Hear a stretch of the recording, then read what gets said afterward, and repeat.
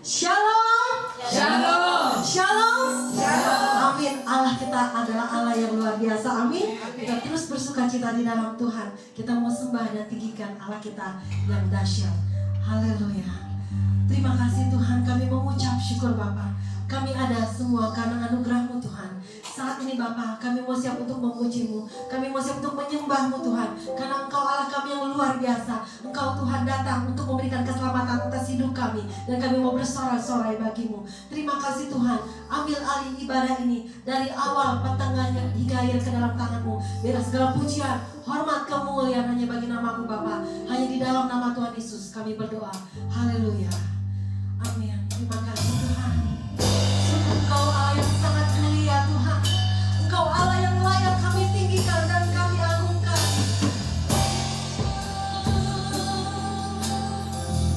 Haleluya, haleluya Yesus. Mulia Engkau, sungguh mulia. Amin. Yes.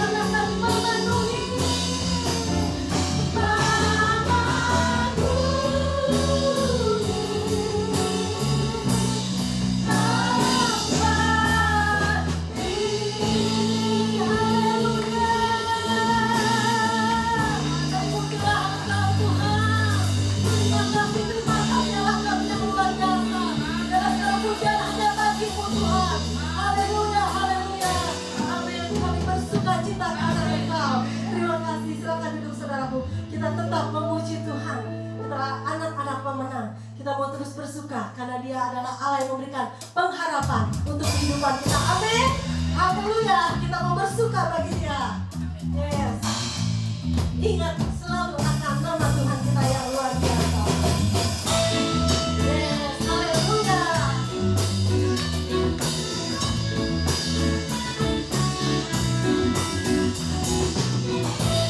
Amin. Ingat akan nama Tuhan dengan sukacita.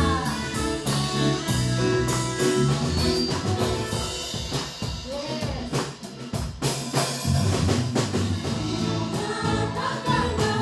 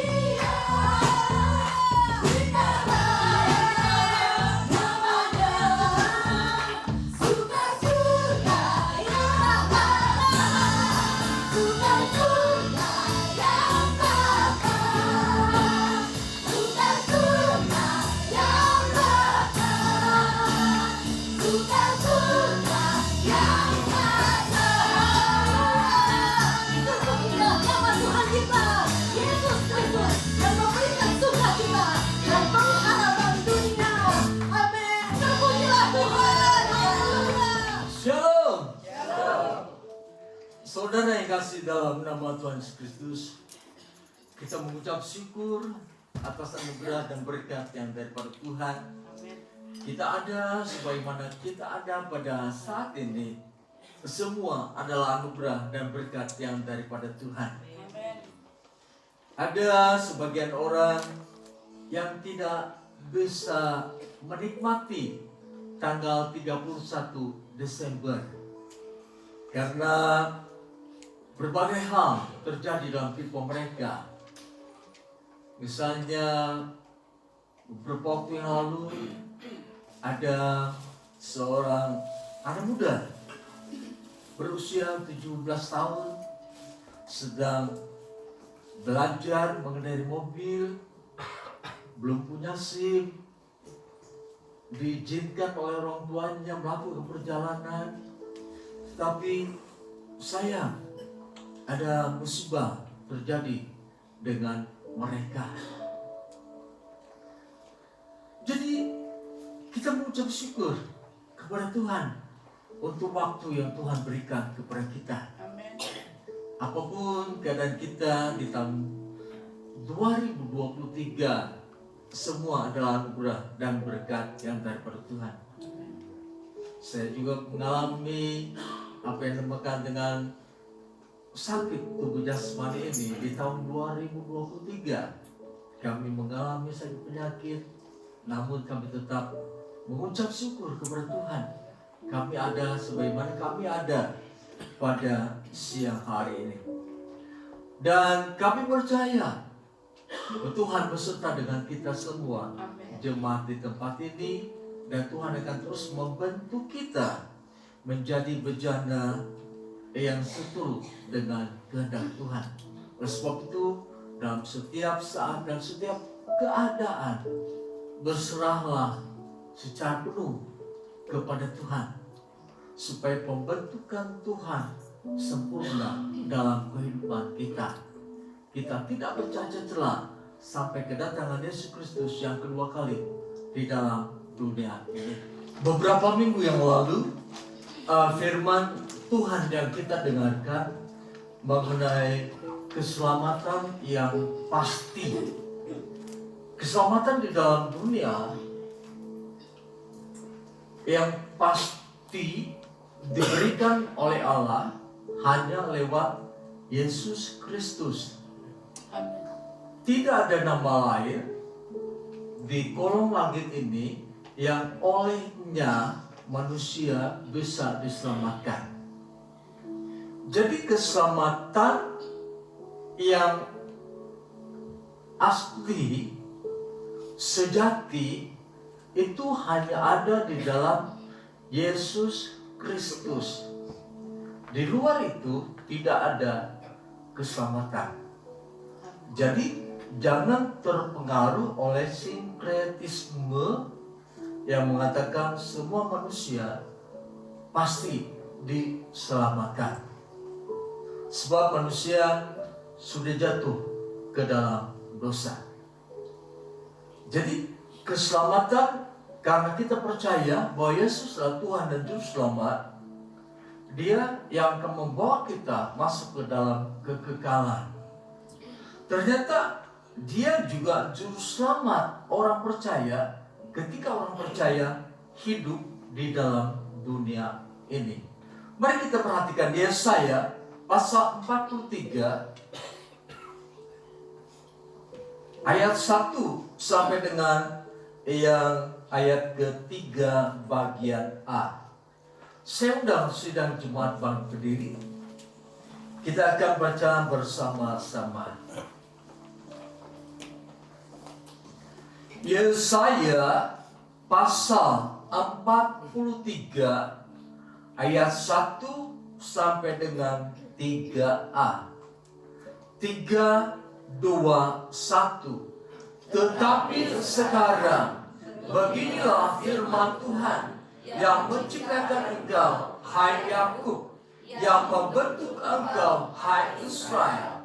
Janganlah takut, sebab aku telah menebus engkau. Aku telah memanggil engkau dengan namamu. Engkau ini kepunyaanku. apabila engkau menyeberang melalui air, aku akan menyertai engkau. Atau melalui sungai-sungai, engkau tidak akan dihanyutkan. Apabila engkau berjalan melalui api, engkau tidak akan dihanguskan, dan nyala api tidak akan membakar engkau. Sebab akulah Tuhan Allahmu, yang Maha Kudus, Allah Israel, Juru Selamatmu. Kita ulangi ayat yang ketiga.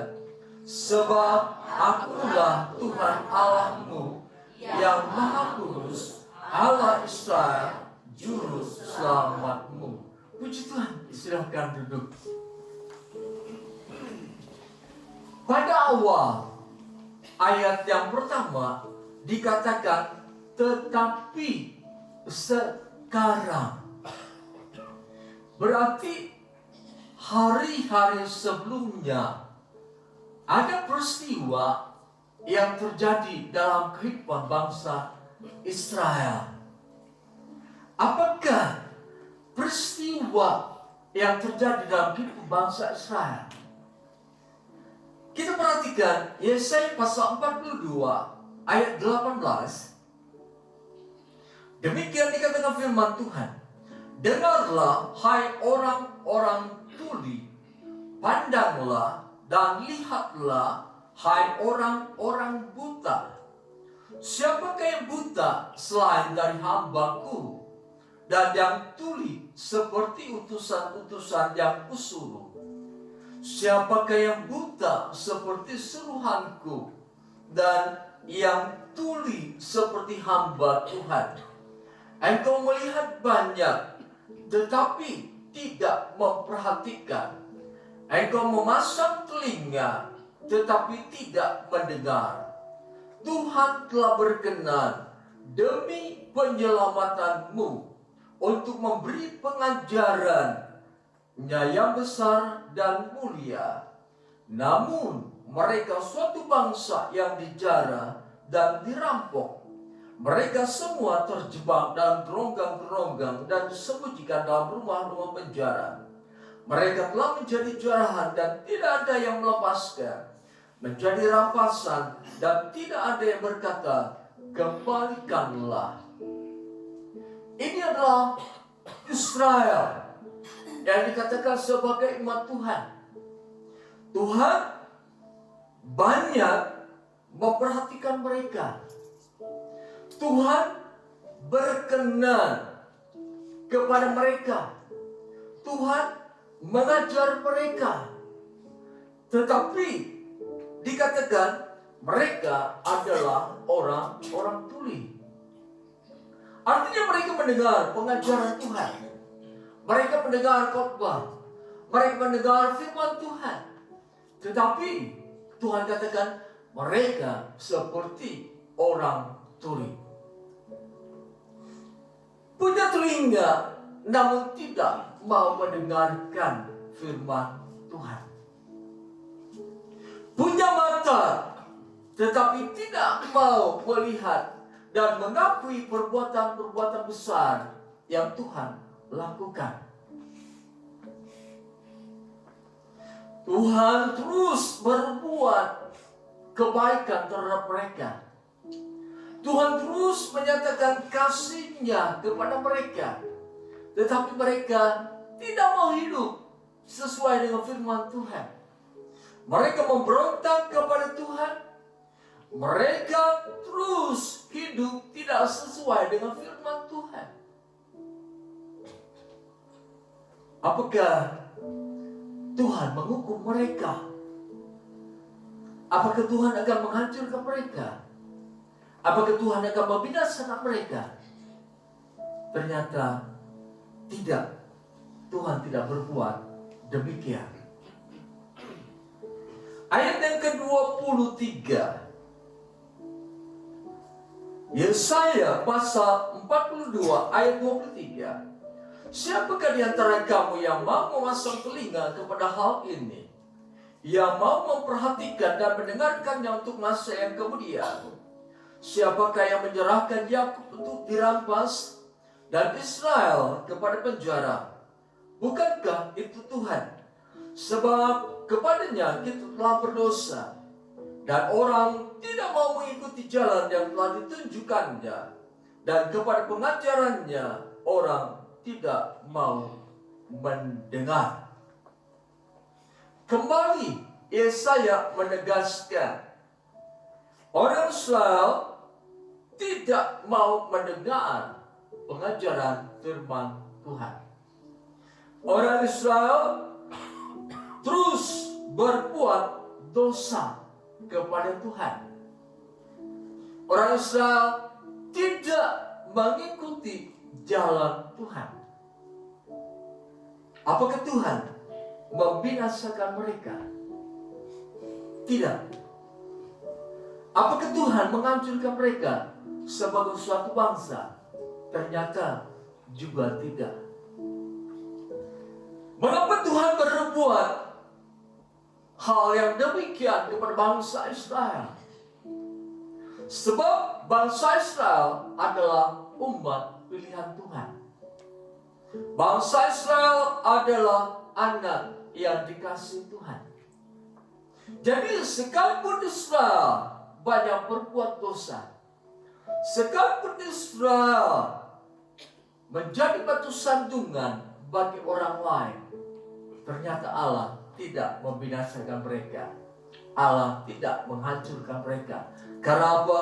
Memang Allah Israel, Allah yang kita sembah, adalah Allah yang mengasihi umat-umatnya. Mari kita perhatikan dalam Mazmur pasal 85 ayat 1 sampai dengan yang keempat. Demikian dikatakan firman Tuhan. Kita baca bersama Mazmur pasal 85 ayat 1 sampai dengan yang keempat. 3, 2, 1. Untuk pemimpin biduan Mazmur Bani Korah. Engkau telah berkenan kepada tanahmu ya Tuhan, telah memulihkan keadaan Yakub. Engkau telah mengampuni kesalahan umatmu, telah menutupi segala dosa mereka. Engkau telah menyurutkan segala gemasmu, dan telah meredakan murkamu yang menyala-nyala. Saudara, pada saat Bani Korah hidup, firman Tuhan katakan bahwa Allah selalu mengampuni umatnya, selalu mengampuni kesalahan umatnya, bahkan menutupi segala dosa kesalahan umatnya. Nah, apa yang Bani Korah lakukan itu karena dia melihat Allah yang mereka sembah, Allah yang hidup, Allah yang mengasihi umatnya, sehingga dikatakan Allah mengampuni kesalahan umatnya. Betapa banyak kesalahan umat Tuhan, tetapi Allah mengampuni kesalahan umatnya. Betapa banyak akan segala dosa yang mereka perbuat, tetapi firman Tuhan katakan Allah menutupi segala dosa mereka. Inilah Allah yang kita sembah. Allah Abraham, Ishak, dan Yakub adalah Allah yang mengampuni kesalahan umatnya. Beda dengan manusia. Jika mendapati kesalahan di dalam diri seseorang, tidak terlepas dari besar atau kecilnya kesalahan seseorang, manusia akan menghakimi kesalahan orang tersebut. Manusia akan membalas kesalahan orang tersebut.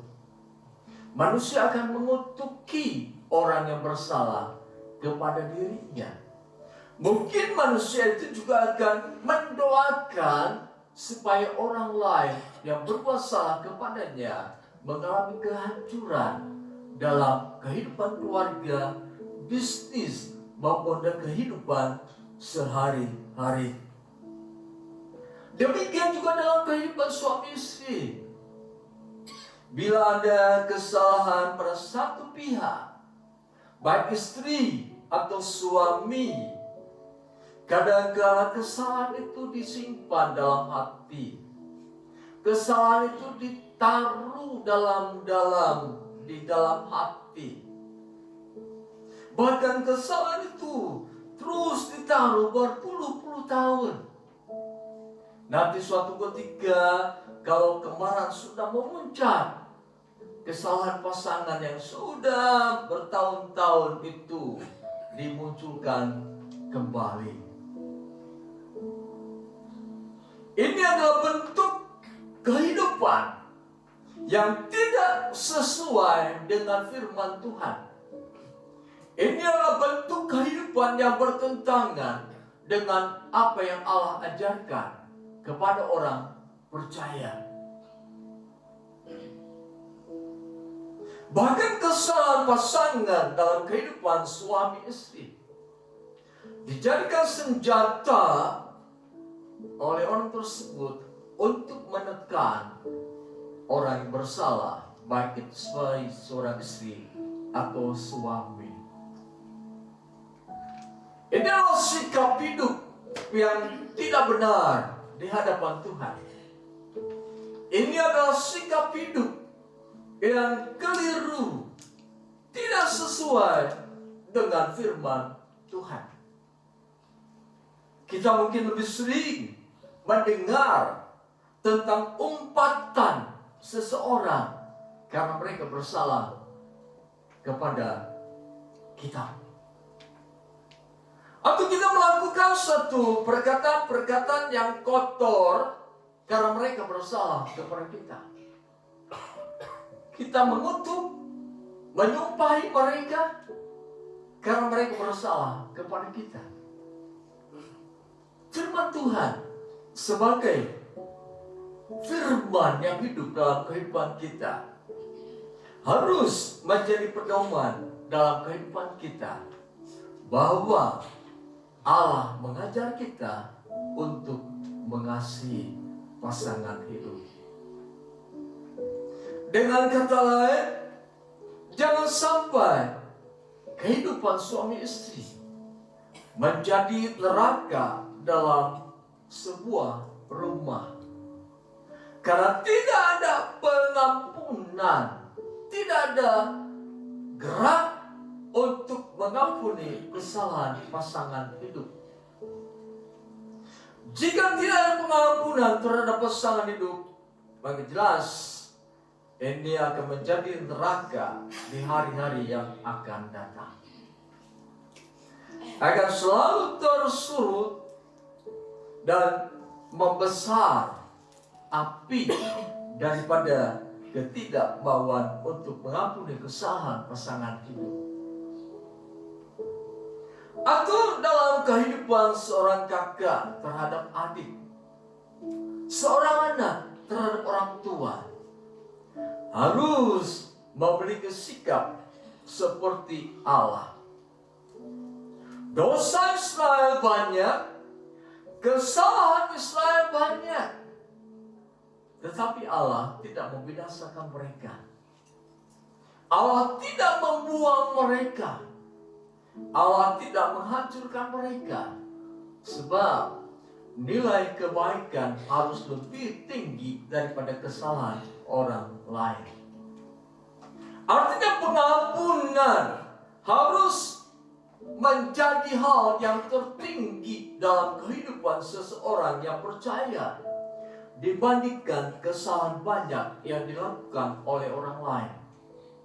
Perlu juga kita sadari, kita juga melakukan kesalahan terhadap orang lain. Disinilah prinsip kehidupan kekristenan yang harus hadir dalam kehidupan kita. Mengampuni kesalahan orang lain. seberat, sebesar apapun, banyak atau tidaknya kesalahan orang lain, kita harus meniru karakter Allah yang mau mengampuni kesalahan umatnya. Saudara yang kasih dalam nama Tuhan Yesus Kristus, Israel banyak berbuat salah. Israel menghujat Allah. Israel hidup tidak mau diatur oleh Allah, padahal Allah mengatur mereka supaya mereka terus hidup dalam kebaikan Allah. Tetapi sekarang, artinya Allah yang pertama mengampuni dosa, kesalahan umat-umatnya. Yang kedua, Allah melupakan kesalahan umatnya. Seberapa banyak, seberapa besar kesalahan bangsa Israel, mungkin tidak cukup untuk ditulis. Begitu banyaknya kesalahan bangsa Israel. Tetapi firman Tuhan katakan, tetapi sekarang, artinya Tuhan adalah Tuhan yang melupakan kesalahan umatnya. Kita mungkin bisa mengampuni kesalahan orang lain, tetapi sukar bagi kita melupakan kesalahan orang lain. Harus belajar kepada Allah mengampuni dan melupakan kesalahan orang lain. Bisa seorang anak mengampuni kesalahan orang tuanya, tetapi tidak bisa melupakan kesalahan orang tuanya. Bisa seorang ayah ibu mengampuni kesalahan anaknya, tetapi jarang atau sukar untuk melupakan kesalahan anaknya. Bahkan mungkin ada istilah dari orang tua yang berkata, nanti kalau aku meninggal dunia, jangan izinkan dia melihat mayatku. Nanti kalau aku meninggal dunia, jangan izinkan dia hadir di pemakaman. Tidak ada pengampunan dan tidak ada bisa dan tidak bisa untuk melupakan kesalahan orang lain. Inilah waktu yang baik bagi kita. Kalau kita masih menyimpan kesalahan orang lain, belajar mengampuni kesalahan orang lain. Karena kita pun juga sering berbuat salah. Kalau kita belum melupakan kesalahan orang lain, baik itu orang tua kita, kakak, adik-adik kita, belajar mengampuni dan melupakan kesalahan mereka. Pada saat kita tidak melupakan kesalahan mereka, setan akan memakai peristiwa-peristiwa kesalahan mereka untuk terus merusak kehidupan kita. Oleh sebab itu, mari saudara yang kasih dalam nama Tuhan Yesus Kristus, ampunilah kesalahan orang-orang yang bersalah kepada kita. Lupakan kesalahan mereka, kesalahan yang mereka perbuat kepada kita. Apapun rusak, jatuh, atau kita mengalami kerugian karena kesalahan mereka, ingat, masa depan kita ditentukan oleh Allah, bukan oleh kesalahan mereka terhadap kita. Kita perhatikan kembali dalam Yesaya pasal 43 ayat yang pertama. Tetapi sekarang beginilah firman Tuhan yang menciptakan engkau, hai Yakub, yang membentuk engkau, hai Israel. Janganlah takut, sebab aku telah menebus engkau. Aku telah memanggil engkau dengan namamu. Engkau ini kepunyaanku. Apabila engkau menyeberang melalui air, aku akan menyertai engkau. Atau melalui sungai-sungai, engkau tidak akan dihanyutkan. Apabila engkau berjalan melalui api, engkau tidak akan dihanguskan, dan nyala api tidak akan membakar engkau. Artinya umat Tuhan akan mengalami problema ketika mereka hidup di dalam dunia. Tetapi dalam ayat yang kedua dikatakan apabila kamu menyeberang. Kata apabila berarti ada waktu di mana mereka tidak menyeberang melalui air. Ada waktu mereka menyeberang melalui air. Dengan kata lain, ada umat Tuhan yang tidak pernah mengalami gejolak dalam kehidupannya. Tetapi ada orang yang mengalami gejolak dalam kehidupannya. Air dan api berbicara tentang pencobaan, berbicara tentang kesulitan hidup, berbicara tentang ketertindasan, berbicara tentang peristiwa kehidupan yang silih berganti, dalam tanda petik mengalami luka di hati. Air dan api melambangkan kemarahan bangsa-bangsa yang tidak mengenal Tuhan. Air dan api melambangkan hidup di dalam kekelaman. Allah berkata, hai bangsa Israel, jangan takut terhadap semua itu. Jangan takut terhadap semua itu, sebab aku menyertai kamu. Demikian dikatakan dalam ayat yang kelima. Janganlah takut, sebab aku ini menyertai kamu. Nah, saudara yang kasih dalam nama Yesus Kristus, Israel adalah umat pilihan Tuhan, bangsa yang dibentuk oleh Tuhan. Kini merupakan suatu bukti mereka menjadi bangsa yang tidak takut dari intimidasi bangsa-bangsa lain yang ada di dalam dunia ini. Mereka menjadi bangsa yang tidak takut dengan segala upaya bangsa-bangsa lain untuk menghancurkan mereka. Karena apa? Mereka berpegang pada firman Tuhan. Jangan takut. Saudara yang kasih dalam nama Yesus Kristus, kita perhatikan Yesaya pasal 41. Yesaya pasal 41 ayat 8, 11 dan selanjutnya.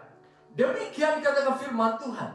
Sesungguhnya semua orang yang bangkit amarahnya terhadap engkau akan mendapat malu dan kena noda. Orang-orang yang membantah engkau akan seperti tidak ada dan akan binasa. Engkau akan mencari orang-orang yang berkelahi dengan engkau, tetapi tidak akan menemui mereka. Orang-orang yang berperang melawan engkau akan seperti tidak ada dan hampa. Inilah yang sedang terjadi di negara Israel.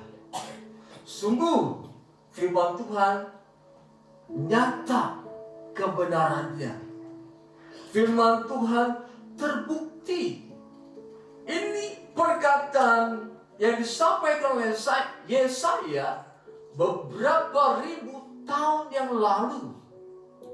Dan pada saat ini, mulai bulan Oktober sampai saat ini, jelas firman Tuhan terbukti.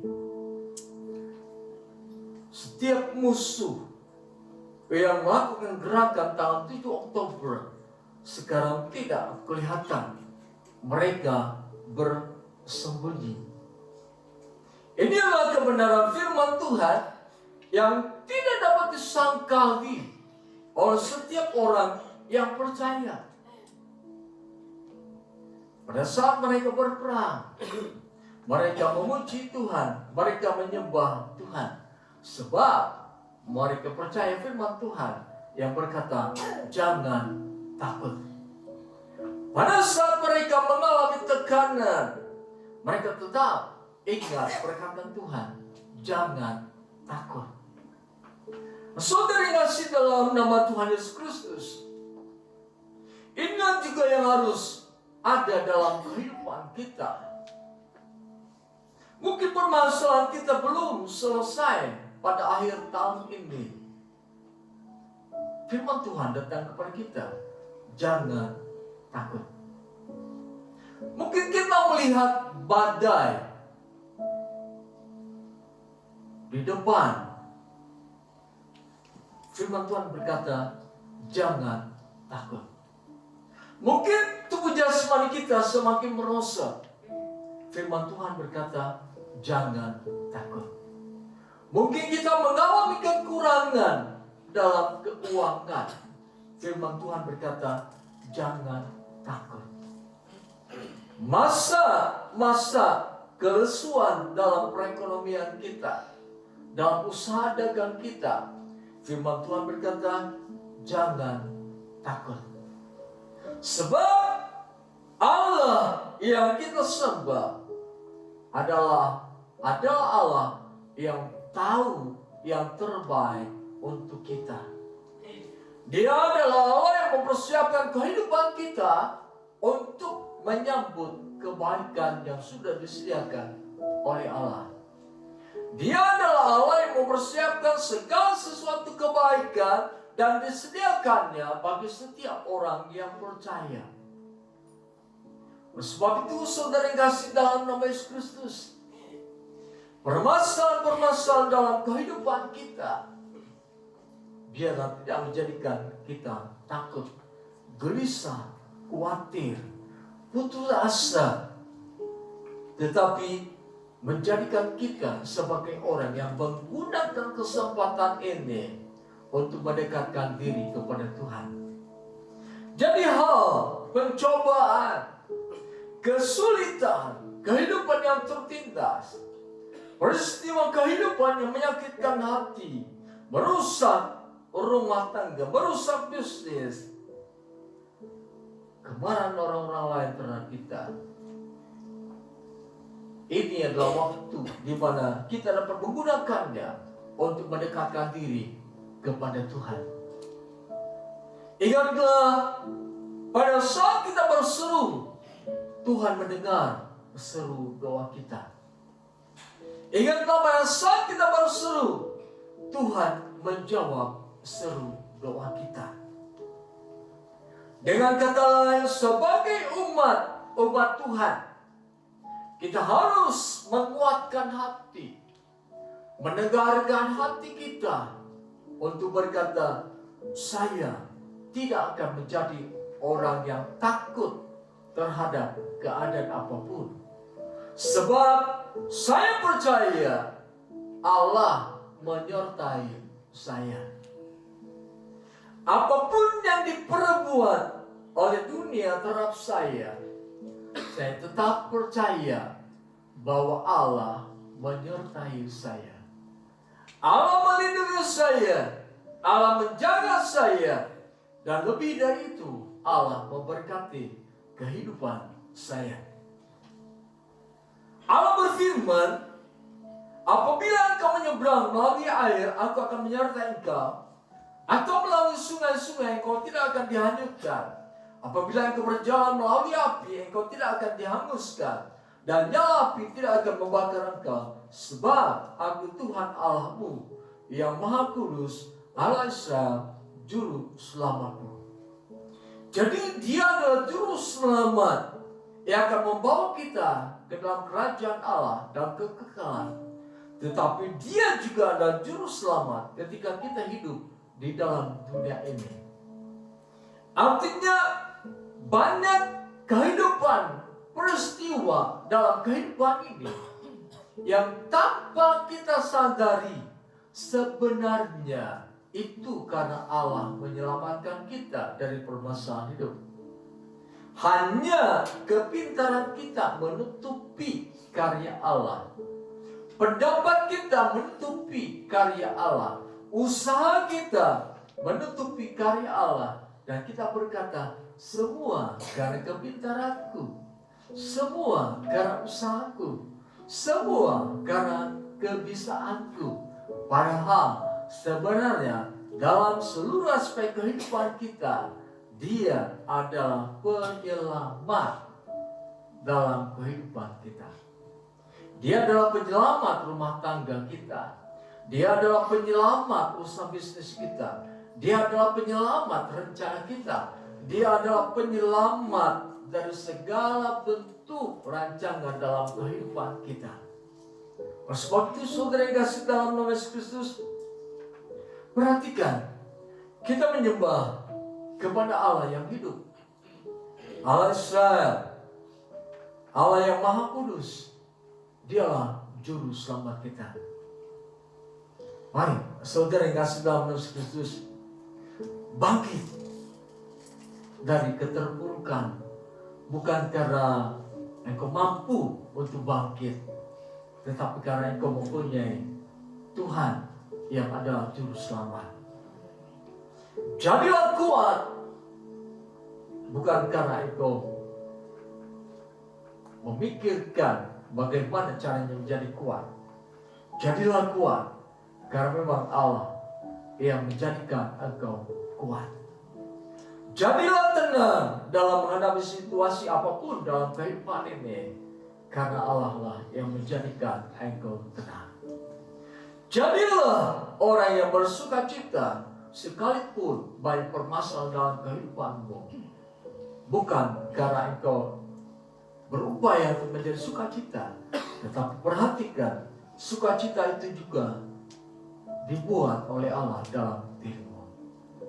Dengan demikian, marilah saudara yang kasih dalam nama Tuhan Yesus Kristus, perkatakan terus dalam kehidupan kita, jangan takut, sebab kita mempunyai Allah yang hidup. Jangan takut, sebab kita mempunyai juru selamat. Jangan takut, sebab kita adalah milik Tuhan. Jangan takut, kita adalah orang-orang yang dikasihi Tuhan. Jangan takut, kita adalah orang-orang yang tidak akan pernah dibiarkan dan ditinggalkan oleh Allah. Sekian firman Tuhan. Haleluya. Kita hidup oleh karena kuasa dan kemurahan Tuhan. Saya kasih sidang Jumat pagi berdiri.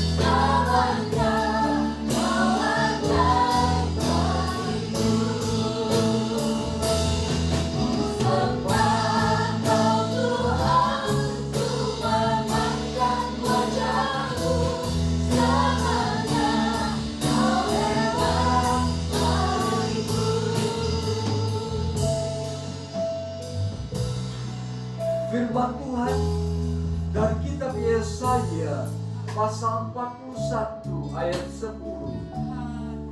Janganlah takut, sebab aku menyertai engkau. Janganlah bimbang, sebab aku ini Allahmu.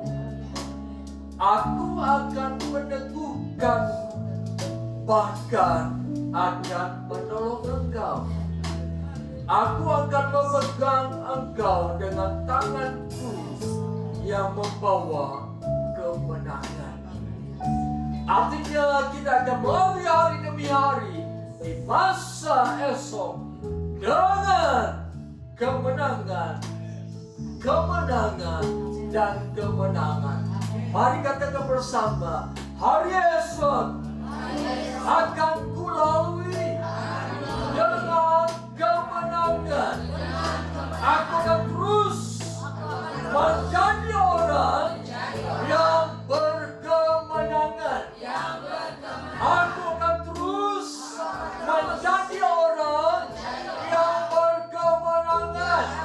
Aku bisa mengalahkan setiap problema, setiap masalah, dan aku bisa mengatasinya. Sebab Allah yang memberikan kemenangan. Haleluya, haleluya. Mari kita sembah Dia. Katakan terus, aku akan menjalani hari esok dengan kemenangan.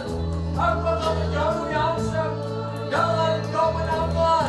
Aku akan mengalami kemenangan demi kemenangan. Aku tidak akan kalah dalam kehidupan ini. Aku tidak akan hancur dalam kehidupan ini. Aku tidak akan goyah dalam kehidupan ini. Aku tidak akan kembali ke dalam. Sebab aku ditemukan menjadi kemenangan. Allah menetapkan aku. Allah menetapkan aku.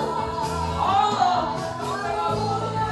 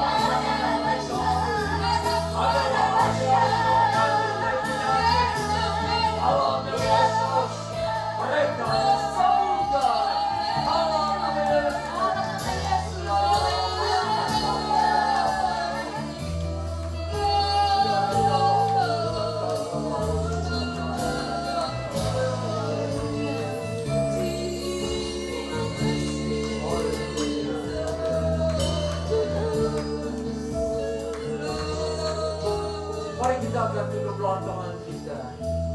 Kita menyanyikan pujian ini satu kali lagi sebagai tanda bahwa kita mempercayai bahwa Allah adalah Allah yang memberi kemenangan kepada kita.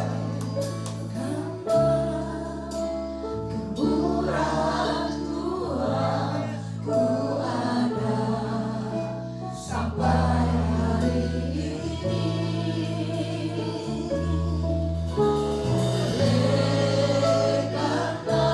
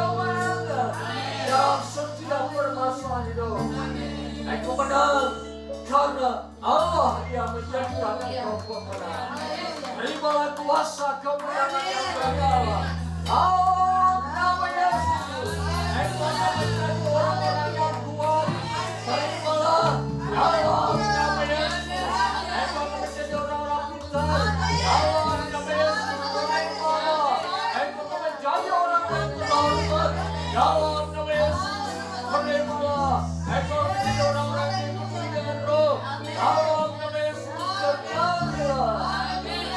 Terima kasih Tuhan. Kami meyakini akan kebenaran firman-Mu.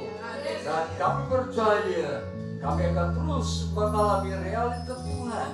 Kebenaran firman Tuhan akan terjadi dalam kehidupan kami. Dalam nama Tuhan Yesus kami berdoa. Haleluya. Amin.